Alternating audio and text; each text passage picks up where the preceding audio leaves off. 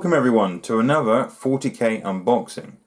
Today's unboxing is the Haruspex and Exocrine. So it's still the same kit, and Exocrine is really good for Tyranids at the moment, with obviously the stratagems you can use to make it move as if it hadn't moved, so you can get to shoot twice, and then when you put your Symbio Storm on it, any 6s are additional shots. And of course, they get +1 to hit if it doesn't move, meaning 5s and 6s are additional shots, which is really good. Everyone seems to go for Exocrine, and that's fantastic. I've picked up this box purely because I also like the Haruspex. So today I'm going to talk about all the rules that you can use for the Exocrine, which you probably will already know about if you play Tyranids, and some lesser rules possibly for the Haruspex that a lot of people aren't using. I mean, in your meta, there might be a few of them going around, but generally speaking, in the metas and the tournaments that I've played in the last couple of years, they don't really seem to show up that much. But I really like the model, and I thought not only would I talk about the rules for each model, I would also talk about how I magnetize it so you can use each model from one kit, saving you a few pennies. Unless, of course, you want to use both models on the table at the same time, then unfortunately you're going to have to buy at least 2 kits. So, I'll open up the box and we'll begin. So, what can you expect to find inside the box? Well, hopefully some sprue and a how to build guide, a very large base, and obviously no transfers because it's not Space Marines, so you shouldn't be getting any Ultramarine transfers. I'll put this box to one side a minute. So here are the 2 options. So you can see the basic shape of the big beast is pretty much the same. So the only main differences really are the tail at the back, the claws rather than the little tiny arms, and obviously the big cannon on the top instead of the blender for a mouth. So I'll talk you through what I do when I make one of these up. So obviously the 2 different tail choices you can pick, but the main body is pretty much the same. As you can see, it's kind of a little bit slug-like, and the back legs are obviously the same, and the front legs, I guess. I mean, he's got arms as well, but he's got 4 legs. So these like knuckled joints from when it's a gun, I suppose it stabilizes the gun a bit more, are the same. So you can see that there is pretty much the base. That's the stage you need to get to before you think about magnetizing. So you can see the differences here. That angry, gaping blender of them all, and then the gun and the tiny head. And I say tiny head, but compared to the gun, it is pretty tiny. And obviously, you can change the little tip of the tail if you want to. Now, I'm going to build it so up until that stage, and then I will put the big claws on like that, rather than these, and I'll put that tail on purely because if I have 2 Exocrines on the table, at least one looks different from the other one so my opponent can see. And then I'm just going to magnetize that assembly and that assembly so I can just swap it out. So as you can imagine, it tells you how to make those assemblies. So the gun section there, and the big blender mouth, which is pretty damn awesome. And that's what I'm going to do. So it's pretty simple. Where it attaches to, what you could do is have a big magnet as big as possible, or you can have a couple of smaller magnets there. It's not very heavy, as you can imagine, because it's plastic. So you don't have to worry about one big massive magnet because it's going to drop down. It's not a metal model or anything like that. It is super, super lightweight. And now I will show you the sprue. So yeah, it's really quite cool. The mouth for the Haruspex is yeah, pretty vicious. I do have a spare few bits for the mouth, as I keep everything. I don't chuck anything away. So bits like that. And I'm thinking that would be great to make a Chaos Spawn, possibly, because, yeah, that definitely looks like something out of Hellraiser, doesn't it? So normally you have lots of detail on a GW model. This has got quite a big carapace, so like pieces like that. It's not, you know, it's pretty smooth. There's big chunks of metal and like natural armour. And I mean, you do have the few little bits like that on the gun. But there's not masses of detail on this model, not because Games Workshop haven't produced the detail. It's because, you know, it's a very large, like smooth, chitinous armour on its back. And a big bulbous muscles. I think the most detail you probably get is on the mouthpiece or the Haruspex itself. And like bits of sinew and things like that you can stick together. So, I will talk about the rules somewhat. So if you're not interested, then obviously turn off now. But I think the rules for these guys are amazing. If you want to collect, that's fine. It's a real nice model, especially the vicious looking Haruspex there. But if those who actually play 40k for the rules, yeah, it's pretty cool as well. So the Haruspex, which like I said, you don't see so much on the table. I don't know why. So movement 7. So I personally would probably use Kraken with this. So when advancing, roll 3 dice, pick the highest, purely to get up the table. The weapon skill and ballistic skill start off on 4. And you're thinking, why is there a ballistic skill? Because the main part, the stem of the mouth, the middle, does have a single shot. It's Assault 1. So you can advance it up the table and you can get a single hit on it. It is Strength 6, it's AP 3, so it's pretty good at killing Marines, and it's damage D3. So this weapon can be fired 1 inch of an enemy unit and can target enemy units within 1 inch of friendly. So basically it has the pistol rules and it's Assault 1. So somehow this thing here also has a range of 12. So this thing's just going to lash out. Have you ever seen the film Aliens? It's like the little mouth inside of the mouth. And it's pretty cool. It's pretty cool. But in addition, when when a model is slain by this weapon, so by the big tonguey bit, French kiss, this model regains 1 lost wound, which is pretty nice. So if it's moving up the table and advancing, and you can't get it into, you know, charge range or whatever, and if you can get within 12 inches, you might as well take a shot with this thing and pick off an infantry, you know, just a single light infantry, because you can heal 1 wound, which doesn't sound like amazing, but it could make the difference. It's a 13 wound model, and you know you can spend the CP to regain a D6. Sorry, is it D6? No, D3 lost wounds for any Tyranid creature in a way, which is pretty nice. Yeah, I think this thing is pretty cool. You know, if you have lost 1 wound, you might as well take the shot anyway. Rapid regeneration is the stratagem I'm talking about. It is 2 CP, but you know, if you can stop a creature from being bracketed as well, why not? I do like it because no one expects this thing to have a range attack. And it's a single range attack, but the real reason you're probably picking this thing up is the Ravenous Mauls and the Shoveling Claws. So the Ravenous Mauls, it is the big mouth, it's the gnarly tentacly thing that's coming out of its face. It's Strength User. So when it starts off it is Strength 7, when it gets halfway down 4 to 6 wounds it's Strength 6. And finally when it's on 1 to 3 it is Strength 5. So it's generally wounding Marines unless they're Gravis Armour on 3s. Sounds okay. Doesn't sound amazing, right? But you make D3 hit rolls for each attack made for this weapon instead of 1. It has 4 attacks. That's pretty damn cool. So basically you roll 4 D3 and that's the number of attacks it's got.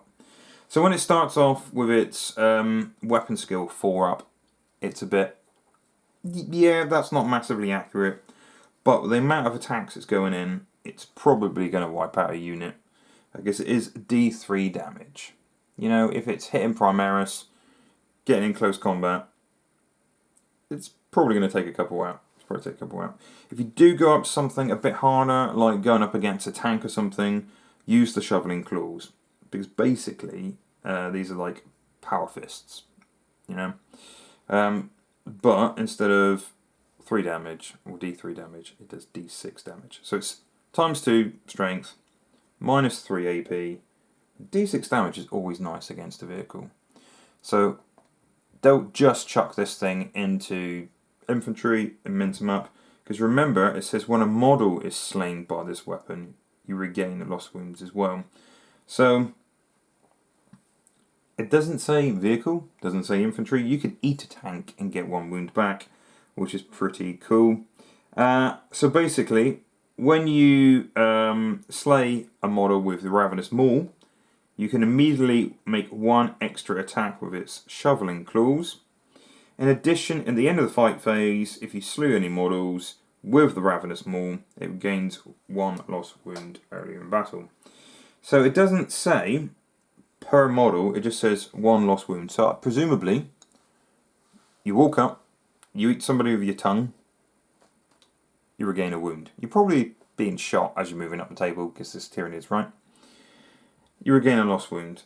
You eat somebody, you regain a lost wound. You spend 2 CP, you regain D3 lost wounds. So as long as this thing keeps eating, it's going to keep healing, which is going to make people worry a little bit. So it's probably going to have a big target on its back. It's probably going to get shot off the table straight away. But being toughness 8, this thing's going to stay around a little bit longer than you expect. Alright, it's only got a 3-up save, but toughness 8, the difference between 7 and 8 is a big swing. So this guy is going to be around for a while. So he also has the very nice ability, Feeding the Hunger. For 1 CP, this model, in the fight phase, is chosen to fight with. Until the end of that phase, resolve an attack made for this model, we can re-roll the hit roll. So, got 4d3 number of attacks, normally hitting on 4s, but you get to re-roll them all. That helps a lot. It's 1 CP, I think it's really useful. I'll probably more likely to use that than 2 CP to get any wounds back. But shoveling in models in your face, he's just like nom, Pac-Man his way through people's armies. You know, infantry generally can't really pierce its hide unless it's got something like thunder hammers, things like that. But if you get the attack in first, this thing, it's going to be hitting on 4s, re-rolling all with like 1 CP, and then wounding on 3s. Unless it's something like Guardsman, and it's going to be wounding on 2s. I think it's really good. There's a few nice adaptive physiologies that work well with this thing.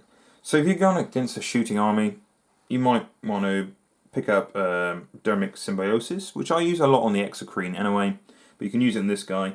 So basically it's harder to get bracketed, and it has a 5-up invulnerable. So if you're going against Tau or a really powerful shooty army, then that's a very good one.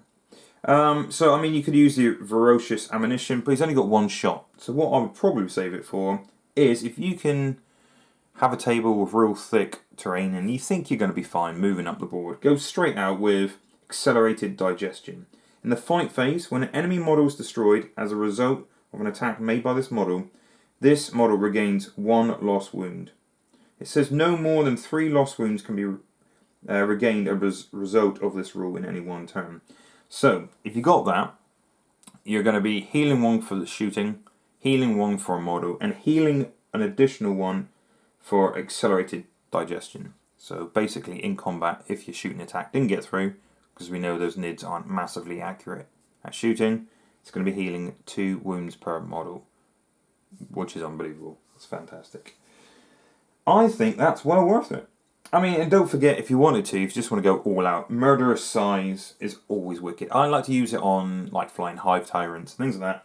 But if you want to go for more tank killing, stuff like that, basically it adds 1 to the strength and 1 to the damage characteristics of a weapon. So you get to pick one of the weapons. I would probably use the claws, because D6 damage plus 1 It's always very, very nice.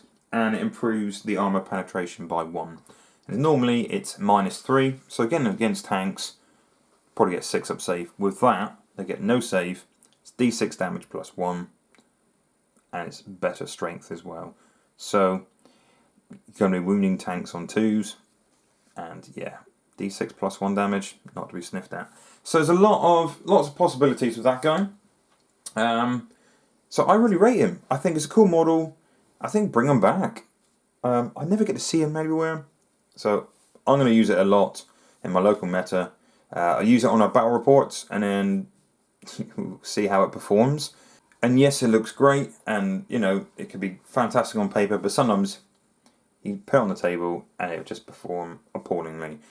But you know, play a few games, take the average of it. Don't always take the first time it's out. I just recently taken a Forge World model, and I've spent ages painting it up, put it on the table, thought it looked wicked, and it did terrible. I think it did a single wound in a game, and you know it's like 275 points. So I'm definitely going to play it again. Don't ever get squashed if you ever think that the model's not going to perform very well. Play a couple times. You know, sometimes dice people. You know, it happens. But we'll talk about the Exocrine now. A lot of people play the Exocrine, and I do think with the Blood of Baal, the Psychic Awakening book, it was made for the Exocrine. So the Exocrine normally is a pretty good shooting platform.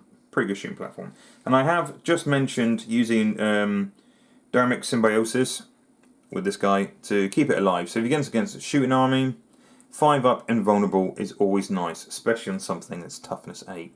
Keep that thing around a little bit longer. And remember, that's not just against shooting, that's all the time. So I have been fairly surprised when this thing has been hit by a Thunderhammer and has actually managed to stay around. And that's always nice, you know. I'm not saying it's always nice to see your opponent's face drop, but yeah, possibly. And the Ferocious Ammunition, which I briefly mentioned, works really, really well. So at the end of your shooting phase, select one enemy unit that has one or more destroyed models this phase as a result of an attack made by this model. So you can shoot 6 times, and then you can shoot 6 times again. So you can shoot a separate unit. It doesn't say you have to shoot the same unit. That unit that you've shot against, that you obviously haven't destroyed, you can do D3 mortal wounds. So if you shot a unit and you've left one guy on 1 wound, why not use that? It's brilliant. Or if it's a tank and you're thinking, crumbs, you know, yeah, that's right, I said crumbs. You know, they're still around. Or if it's something like an Imperial Knight, which you know they'll spend 1 CP to make it shoot as if it's on its normal bracket. You need to get rid of that thing. Ferocious Ammunition is fantastic. I think it's wicked. But yes, like I said, Blood of Baal was made pretty much for that. Purely because this 1 CP stratagem, Symbiotic Devastation. So use the stratagem at the start of your shooting phase, select 1 Exocrine from your army, and to the end of that phase, that unit is treated as not having moved in your movement phase. Now, why would you want to do that? Well, if you're behind a piece of terrain, or you've got an enemy behind a piece of terrain that you couldn't see and you had to move, you know, yes, you can see, brilliant, well done. But it's not just that, because it has extra shots when it keeps still. Spending that 1 point classes that thing as having kept still. So, if this model does not move in its movement phase, or if you spend the CP, you can add 1 to its hit rolls in the following shoot phase. If you do, it cannot charge in the same turn. Well, boo-hoo, it's probably not going to charge. I'm not saying it's terrible at charging. It's got a weapon skill of 4-up until it's down to its last bracket, and then it's 5-up.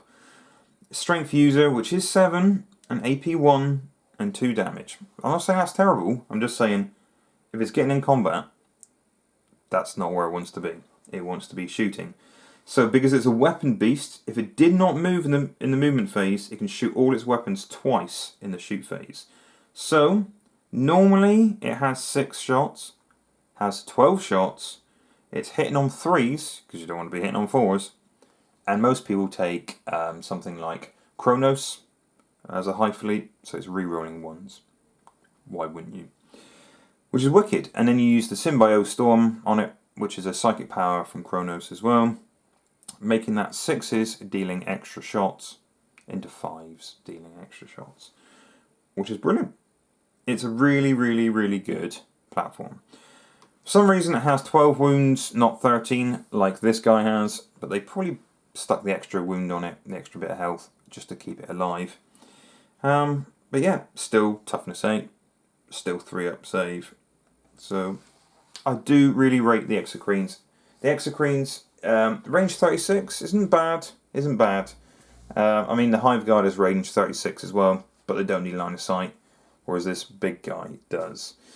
So yes, you're going to see lots of Exocrines. So if you're not a Tyranid player now, be warned. If you see an Exocrine, if it's got 1, it's probably going to use the stratagem to shoot and move, as if it hadn't moved. But if you see 2 on the table, they are vicious. They are vicious. The output of the shots, 12 shots every turn if it keeps still is tasty.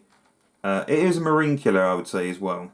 I know I always use like marines as the baseline, but let's face it, we're all going to face marines a lot. So the strength 7 cannon is wounding marines on 3s. If it was 8 like the Hive Guard, it's wounding on 2s. But with a lot of Gravis out there at the moment, it's probably always going to be wounding on 3s. It is AP 3 and it's damage 2. So those marines out there with 2 wounds, straight off the bat, it's pretty nice. They get 6-up save, mind, but there you go. So a bit of a rant about the rules. If you don't want to hear the rules, obviously, you'd be switched off by now anyway. But I talked a little bit about the hobby aspect, magnetizing this thing. And you'll be seeing it on our Instagram channel and no doubt on our Facebook page, which is House Chaos Community, by the way, if you fancy checking that out or sharing some of your hobby progress. We'd always like to see that. And obviously I talked a little bit about the rules. So thank you for watching. Thank you for listening to me rattle on. But hopefully it's been helpful for you. So even if you're not a Tyranid player, now you know the rules of these guys, what to avoid, or what to just blow off the face of the planet. Okay. Stay safe, everyone, and take care.